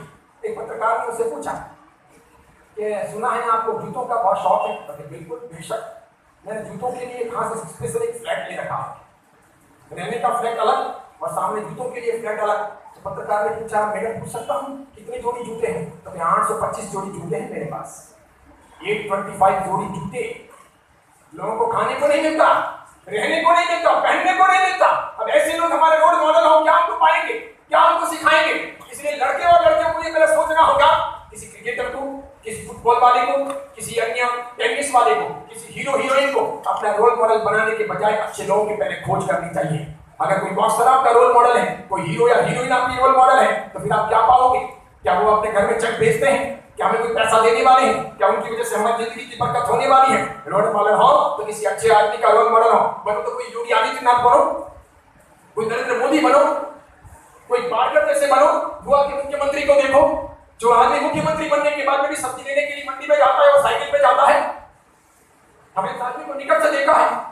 मैंने अटल बिहारी वाजपेयी को देखा, मैंने मोरारजी देसाई को देखा, मैंने राजीव गांधी को देखा था, मैंने नरेंद्र मोदी को मैंने 5 बार नजदीक से देखा है। अच्छे से बैठे हैं, बहुत बार को आते हैं। उन लोगों के सिद्धांतों को देखो, अब भागवत को देखो, अन्य अन्य लोगों को देखो। कई ऐसे अच्छे लोग हैं दुनिया के अंदर, चाहे वो राजनीति में हो, चाहे वो अन्य क्षेत्रों में हो।